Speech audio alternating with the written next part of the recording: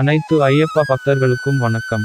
இந்த பதிவில் நாம் சபரிமலையில் அதிக நேரம் சாமி தரிசனம் செய்ய ஏற்பாடு செய்ய தேவசம் போர்டு அறிவிப்பு. சபரிமலைக்கு 41 கோடியே 64 லட்சம் வருவாய் கிடைத்துள்ளது.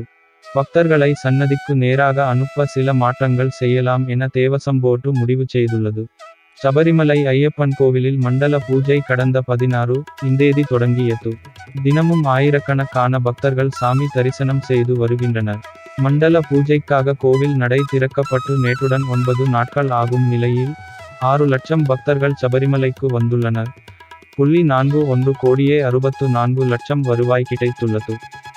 இது கடந்த ஆண்டை ஒப்பிடுகையில் பக்தர்கள் வருகை மற்றும் வருமானம் அதிகம் என்று தேவசம் போர்டு தலைவர் பிரசாந்த் தெரிவித்துள்ளார்.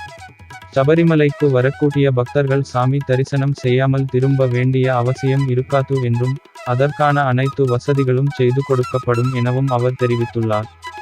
பக்தர்கள் சிரமமின்றி சாமி தரிசனம் செய்யவும் தினமும் அதிகமான பக்தர்கள் சபரிமலைக்கு வருவதற்கும் தேவையான பல்வேறு நடவடிக்கைகளை தேவசம் போர்டு செய்திருக்கிறது. கூடுதல் நேரம் சாமி தரிசனம் செய்ய வழிவகை செய்ய வேண்டும் என்று பக்தர்களின் தரப்பில் கோரிக்கை வைக்கப்பட்டுள்ளது. அதற்கான ஏற்பாடுகளை செய்ய தேவசம் போர்டு தயாராகி வருகிறது.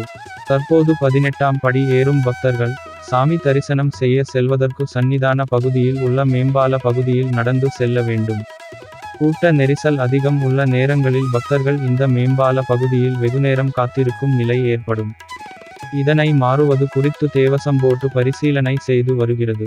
18ஆம் படி ஏறி வரும் பக்தர்களை பாலத்தில் ஏறச் செய்யாமல் நேரடியாக சன்னதிக்கு முன்புறம் அனுப்புவதன் மூலம் பக்தர்கள் கூடுதல் நேரம் சாமியை தரிசிக்க முடியும். ஆகவே அந்த முறையை செயல்படுத்த தேவசம் போர்டு திட்டமிட்டு வருகிறது. இது தொடர்பாக பரிசீலனை செய்யப்பட்டு வருவதாக தேவசம் போர்டு தலைவர் பிரசாந்த் தெரிவித்துள்ளார். அவ்வாறு பாலத்தில் ஏறிச் செல்லாமல் பக்தர்களை சன்னதிக்கு நேராக அனுப்புவதற்கு சில மாற்றங்களை செய்ய வேண்டும். அதனை செய்த பிறகு இந்த முறை அமல்படுத்தப்படலாம் என தெரிகிறது. அடுத்த பதிவில் சபரிமலை பற்றிய வேற ஒரு தகவலை பார்க்கலாம்.